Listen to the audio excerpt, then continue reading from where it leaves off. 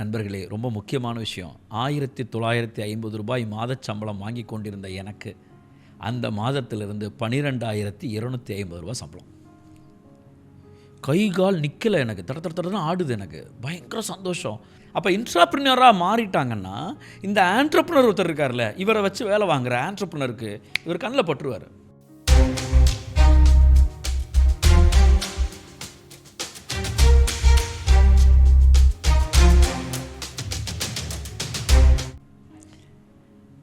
வணிகாலஜிக்கு வணக்கங்கள். இப்போ ஒரு தொழிலதிபராக ஆகணும், ஒரு தொழில் முனைவோராக ஆகணும்னு ஆசைப்படுற ஒரு ஆள் எந்த ஸ்டேஜெல்லாம் தாண்டி வரணுன்றதை பார்த்தோம். அதில் முதல் ஸ்டேஜ் பார்த்தோம், ஒருத்தர் எம்ப்ளாயியாக இருக்கணும் அப்படின்னு பார்த்தோம். அவர் ஸ்டூடெண்ட்டாக இருந்திருப்பார், அப்புறம் தான் எம்ப்ளாயி ஆவார். அவர் படிச்சிருக்கலாம், படிக்காமல் இருக்கலாம், அதை பற்றி பிரச்சனை இல்லை. ஒரு எம்ப்ளாயியாக இருந்தவர் அங்கேயே உள்ளேயே தன்னை நிலைநிறுத்திக்கும் போது ஒரு நிலைக்கு அடைகிறார் அப்படின்னு பார்க்கணும்னா அது பேர் இன்ட்ராப்ரனியர் அப்படின்னு பேர். அந்த இன்ட்ராப்ரனியர் அப்படின்னா என்னவென்றால், அந்த நிறுவனத்தில் அவர் கிட்டத்தட்ட முதலாளியின் நிலையை அடைந்திருப்பார். அவர் இல்லையேல் அந்த நிறுவனம் இல்லை அப்படிங்கிற தவிர்க்க முடியாத சக்தியாக மாறுறதா இன்ட்ராப்ரனியர். இன்ட்ராப்ரனியர்ன்றதுக்கு என்ன ஒரு எடுத்துக்காட்டு அப்படின்னா, என்ன அந்த நிறுவனத்தில் ஒரு சாதாரண வேலைக்கு சேர்ந்திருந்தால் கூட இழுத்து போட்டு வேலை பார்ப்பாங்கல்ல, அவங்க மெதுவாக தன்னுடைய நிலையை உயர்த்திக்கிட்டே போவாங்க. நம்ம என்ன நினச்சிட்ருக்கோன்னா, ஒரு ஹிந்தியில் ஒரு சொலவடை உண்டு, காம் கர்னேவாலாக்கோ காம் தோ, காம் சோருக்கோ பைசா தோ.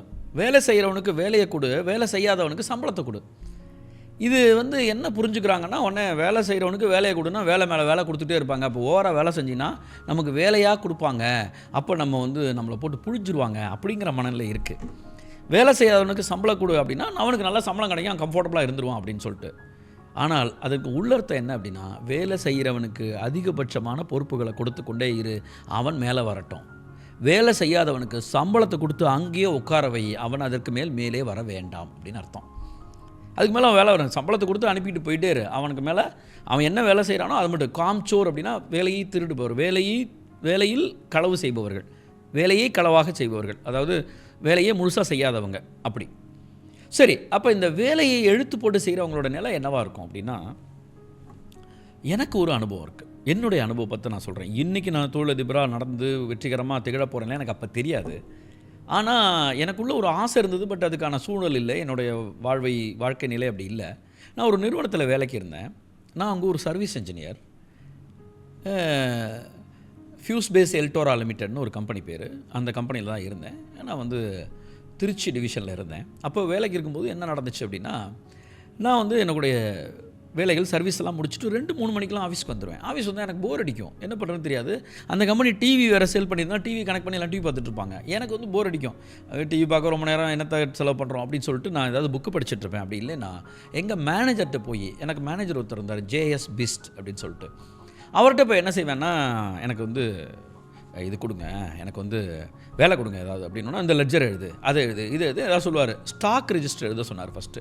என்னென்னா ஸ்டாக் இருக்குதுன்னு செக் பண்ணி ஸ்டாக் ரெஜிஸ்டர் எழுதணும். ஆல்ரெடி ஸ்டாக்குக்கு ஒரு ஆள் இருப்போம், அவங்களோட கோஆர்டினேட் பண்ணிக்க சொல்லுவார். அப்புறம் அக்கௌண்ட்ஸ் எழுத சொன்னார், அக்கௌண்ட்ஸ் கற்றுக்கிட்டேன். இப்படி பண்ணும்போது என்னோடய சர்வீஸ் இருந்தாங்களே, என்னோட சர்வீஸ் இன்ஜினியர் கலீக்ஸ் இருந்தாங்களே, அவங்க சொல்லுவாங்க, ஏன்டா தேவையில்லாமல் வேலை பார்க்குறேன் நீ, இப்போ உனக்கு என்ன இப்போ அதிக பிரசங்கத்தனை பண்ணிகிட்டே இருக்க, ஏன் உனக்கு இவன் சர்வீஸ் பண்ணிட்டு பேசாமல் இருக்க மாட்டேன். இப்போ நாங்களாம் சாயந்தரம் 6 மணிக்கு தானே ஆஃபீஸ் வரோம், அதாவது வெளியில் சர்வீஸ் போயிடுவாங்க, போயிட்டு 2 மணிக்கெலாம் நான் திரும்பி வந்துடுவேன். அவங்களாம் 6 மணிக்கு தான் வருவாங்க, எங்கேயாவது உட்காந்துருந்துட்டு. எனக்கு அது கடுப்பாகும், என்னத்தை போய் உட்காந்துருந்தோம் அப்படின்னு சொல்லிட்டு. அங்கே ஒரு இப்ராஹிம் பார்க்குன்னு ஒன்று இருக்கும் திருச்சியில், அங்கே தான் உட்காந்துருப்பானுங்க பசங்கள்லாம். நாங்கள்லாம் உட்கார மாட்டேன், நான் கிளம்பி வந்துடுவேன். இது இவர்கிட்ட வேலை கற்றுக்க ஆரம்பிச்சோன்னா, இவர் என்ன பண்ண ஆரம்பிச்சுறாரு, இவர் எங்கே போகிறாரோ வராரோ, ஏதோ மீட்டிங் போனார்னா என்னை கூப்பிட்டு போக ஆரம்பிச்சிட்டாரு. அவன் உடனே நினச்சிட்டானுங்க, நல்லா ஹிந்தியில் ஒரு சம்சாகிரி அப்படின்னு சொல்லுவாங்க, நல்லா சிங் சக் அடிக்கிற அப்படின்னு சொல்லுவாங்க. ஆனால் என் மைண்டில் அந்த சிங் சக்காக படலை. எனக்கு ஏப்பா புதுசாக கற்றுக்கிறோம்டா அப்படி தான் இருந்தே தவிர, எனக்கு இப்போ எனக்கு என்னுடைய நினைவில் இருக்கிற வரைக்கும் அது சும்மா ஜாலியாக எடுத்துக்கிட்டேன். நான் இவனே சொன்னால் சொல்லிட்டு போகிறானுங்கன்ட்டு. உண்மையிலே அந்த மேனேஜரே என்னை ரொம்ப நல்லா மதிக்க ஆரம்பித்தார். ஒரு சில விஷயங்களை நினச்சி பார்க்குறேன், அவர் எனக்கு ரொம்ப வேலை கொடுத்தாரோ அப்படின்னா, அப்படிலாம் இல்லை. அவர் எனக்கு என்ன செய்ய முடியுமோ அந்த வேலையை தான் கொடுத்தாரு. ரொம்ப நிறைய வேலை பார்ப்போம் 2 பேரும். ஆனால் ஒன்று ரொம்ப முக்கியமான விஷயம், நான் எப்போது வேலை பார்த்தாலும் அவர் கூடவே இருப்பார். அக்கௌண்ட்ஸ் எழுத சொல்லுவார், உட்காந்து லெஜரில் எழுத சொல்லுவார், எல்லாம் பண்ணிகிட்டே இருந்தேன். சர்வீஸ் பார்த்துட்டு இருந்தேன், ஸ்டாக்கு பார்த்தேன், மார்க்கெட்டிங் போனேன், சேல்ஸ் டீமோட போனேன், அக்கௌண்ட்ஸ் பார்த்தேன். எல்லா வேலையும் எனக்கு ஒதுக்கப்பட்ட நேரத்தை தவிர பாக்கி நேரத்தில் சும்மா பார்த்தேன். இப்போ கேட்கும்போது என்ன தோணுன்னா, ரொம்ப ஓவராக பண்ணியிருக்கேன் அப்படி தான் தோணும். உண்மையிலே எனக்கு அப்படி தான் மற்றவர்களும் என் கூட இருந்தவங்களும் இருந்தாங்க. ஆனால் ஒரு மேஜிக் நடந்தது என் லைஃப்பில். அப்போ என்னுடைய சம்பளம் ரூ. 1950 மாத சம்பளம். எனக்கு வந்து அது ஒரு நிரந்தரம், ஓகே நல்ல சம்பளம் அப்படின்னு நினச்சிட்டு இருக்கும் பொழுது அந்த ஜேஎஸ் பீஸ்ட் இருக்கார் இல்லையா, அந்த மேனேஜரு இதாகிறார். இப்போ வந்து எனக்கு என்னென்னா, நான் உண்மையிலேயே இந்த இன்ட்ராப்ரனராக ஆயிருக்கேன்னு எனக்கு தெரியல, ஆனால் நான் தவிர்க்க முடியாத சக்தியாக அந்த நிறுவனத்தில் ஆயிருக்கேன். இப்போ அந்த ஜேஎஸ் பீஸ்ட்னு ஒரு மேனேஜர் இருக்கார் இல்லையா, அவர் வந்து ட்ரான்ஸ்ஃபர் ஆகிறார். அவரை ட்ரான்ஸ்ஃபர் பண்ணுறாங்க. இப்போ அந்த இடத்துக்கு வேறு ஒரு மேனேஜர் வரணும், அதற்காக காத்திருக்கிறோம். இப்போ இந்த மேனேஜரை மாற்றி விடுவதற்காக ஹெட் ஆஃபீஸில் இந்த டெல்லியில் இருக்குது ஹெட் குவார்ட்டர்ஸ், அங்கேருந்து தலைமை நிறுவனத்துலேருந்து ஒரு 2 பேர் வந்திருக்காங்க. அவர் பேர் ஒருத்தர் பேர் பிகே காந்தி, இன்னொருத்தர் பேர் அஹூஜான்னு நினைக்கிறேன், சதீஷ் அஹூஜா ஞாபகம் இருக்குது. இவங்க 2 பேர் வந்திருக்காங்க. வந்து எல்லாரையும் பார்க்குறாங்க. என்னுடைய கையெழுத்து கொஞ்சம் அழகாக இருக்கும். அப்போ வந்து அக்கௌண்ட்ஸ்லாம் கையெழுத்து யார் எழுதுனது அப்படின்னு கேட்குறாங்க. என்னை கூப்பிட்டு அவர் நிறுத்துறாரு. நீ தான் எழுதினியா அப்படின்னு கேட்குறாங்க. ஸ்டாக் ரெஜிஸ்டரில் அதே கையெழுத்து இருக்குது. எங்கெல்லாம் அப்போல்லாம் வந்து கையால் தான் எழுதுவோம், கம்ப்யூட்டர்லாம் கிடையாது ஆஃபீஸில், 90s வச்சுக்கோங்களேன். அப்போ உடனே வந்து அவர் வந்து ஜேஎஸ் பீஸ்ட் சொல்கிறாரு, என்ன இவர் குலாட்டியும் எஸ்எம் குலாட்டியும் இவர் சொல்கிறாரு, பிகே காந்தியும் எஸ்எம் குலாட்டி கரெக்ட், அவரும் சொல்கிறாரு, யார் இது இந்த பையனை என்ன பண்ணுற அப்படின்னா, இல்லை நான் சர்வீஸ் இன்ஜினியராக இருக்கேன். ஓகே அப்படியா அப்படின்னு சொல்லிட்டு மறுபடியும் கதவை சாத்திக்கிறாங்க. நான் வெளியில் வந்துடுறேன், போயிட்டே இருக்குது. எனக்கு வந்து கல்கத்தாலேருந்து அந்த மேனேஜர் வரப்போகிறான்னு தெரியும், இன்னொரு மேனேஜர் வரப்போகிறான்னு தெரியும், இவர் வந்து வேற எங்கேயோ போகிறாருன்னு தெரியும், எல்லாமே நடந்துகிட்ருக்கு. திடீர்னு ஒரு மதியம் 3 மணி இருக்கும், என்னை கூப்பிட்டாங்க. காலையில் ஒரு 11-12 மணிக்கு இது நடக்குது. ஒரு 3 மணி நேரம் கழிச்சு என்னை கூப்பிட்டாங்க. கூப்பிட்டுட்டு ஒரே கேள்வி தான் கேட்டார். அந்த ஹிந்தியில் கேட்பாங்க, பேட்டே அப்படின்னு கேட்டாங்க. அந்த மாதிரி மகனே அப்படின்ற மாதிரி அர்த்தம். அது இந்த பிரான்ச்சை ஒன்றால் சமாளிக்க முடியுமா, நீ நடத்துவியா அப்படின்னு கேட்டாங்க, திருச்சியை. ஓகே அப்படின்ட்டேன். ஏன்னா எனக்கு எல்லா வேலையும் தெரியும், அது நான் என்ன அறியாமல் தெரிஞ்சு வச்சுருந்துருக்கேன். ஓகே அப்படின்னு சொல்லிட்டு பீஸ்ட் வந்து நீ தான் இந்த பிரான்ச்சை சரியாக நடத்துவேன்னு உன்னை சொல்கிறான், நீ நடத்துவியா அப்படின்னு கேட்டோன்னா சரி அப்படின்னு, சரி ஓகே அப்படின்னு சொல்லிட்டு அவ்வளோ நேரம் டைப் பண்ணி அவர் வந்து ஹேண்டு சூட்கேஸ் மாதிரி ஒரு டைப்ரைட்டர் கொண்டு வருவார். அதில் எனக்கு ப்ரமோஷன் லெட்டரை டைப் பண்ணி கையில் கொடுத்துட்டாங்க. நண்பர்களே, ரொம்ப முக்கியமான விஷயம், 1950 ரூபாய் மாத சம்பளம் வாங்கி கொண்டிருந்த எனக்கு அந்த மாதத்திலிருந்து 12,250 ரூபா சம்பளம். கை கால் நிற்கலை, எனக்கு தடன்னு ஆடுது, எனக்கு பயங்கர சந்தோஷம். நான் உடனே திருப்பதி போகிறேங்கிறேன், எல்லாம் பண்ணுறேன். அந்த நாள் எனக்கு இன்னும் மறக்காது. அது அப்படியே கண்ணு முன்னாடி நடந்தது. அப்போ ஜேஎஸ் பீஸ்ட் வந்து என்ன செய்வார்னா, தம்பாக்குன்னு சொல்லுவாங்க, அது போடுவார். அவர்கிட்ட சொன்னேன், அதை போடாதீங்க திட்டிகிட்டே இருப்பேன் அவர்கிட்ட. அவருடைய அதை துப்பிட்டு அவர் சொன்னார், இன்னெல்லாம் தம்பாக்கு போகிறத நிறுத்துறேன் அப்படின்னாரு. எதாச்சியாக சொன்னார், அவங்ககிட்ட சொல்லிட்டு சொன்னார், உன்னைய இந்த உயரத்துக்கு கொண்டு வந்து வைக்கணும்னு நான் இவ்வளோ நேரம் பேசிகிட்டு இருந்தேன் அப்படின்னார். உண்மையிலேயே அது அந்த வேலையை அந்த மேலாளராக அந்த பிரான்ச் எடுத்ததுக்கப்புறம் அந்த பிரான்ச்சை நான் இந்தியாவிலேயே நம்பர் 1 கொண்டு வந்ததுக்கான ஒரு வாய்ப்பு கிடச்சிது எனக்கு. இதுதான் ஒரு இன்ட்ராப்ரனர் உருவான இடமா நான் பார்க்குறேன்.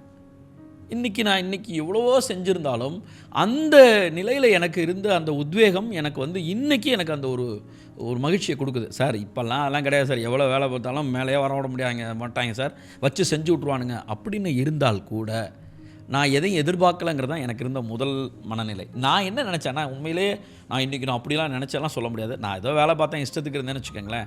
ஆனால் எனக்கு ஒரு வெறி இருந்தது. என்னென்னா, ஒரு நிறுவனம்னா தான் அந்த நிறுவனம் என்ன தான் செய்யணும் முழுசாக கற்றுக்குவோமே, அப்படி தான் இருந்ததே தவிர, கற்றுக்குவோமேன்றது தான் இருந்ததை தவிர இதை வச்சு நான் என்ன பண்ண போகிறேன்னு தெரியல. ஆனால் இன்றைக்கி அது எனக்கு உதவுனுச்சு.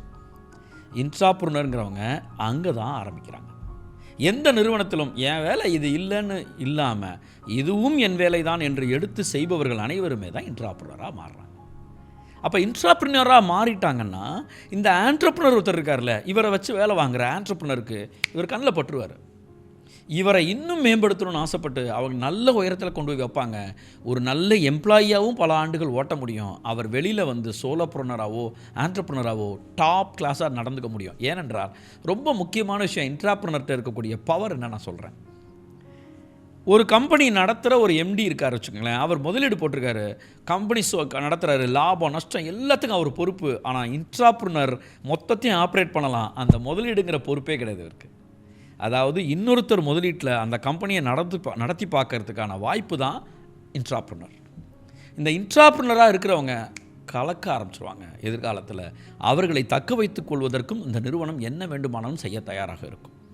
நான் வேலையை விட்டு போகிறேன் அப்படின்னு சொன்னால் உட்காரு பேசலாம்னு சொல்கிற அந்த முதலாளிக்கு அந்த மனநிலை வந்துச்சுன்னா 2 காரணம் இருக்கும். ஒன்று, இவனை விட்டால் வேறு ஆள் இல்லை, என்ன பண்ணுறதுன்னு தெரியல, இப்போ போகிறேங்கிறானே, பிரச்சனை பண்ணுறானே, இவனை வேறு ஆளை எடுத்துகிட்டு இவனை அனுப்புவோம், அப்படி இருக்கும். ஒன்று இல்லை, இவனுக்கு என்ன வேணுமானாலும் செய்து இவனை வைத்துக்கொள்ள வேண்டும், இவரை வைத்துக்கொள்ள வேண்டும், இந்த பெண்ணை நம்ம இந்த நிறுவனத்தில் தக்க வச்சுக்கணும்னு நினைக்கிற நினைப்பு வருது இல்லையா, அதுதான் இன்ட்ராப்ரனரோட பவர்.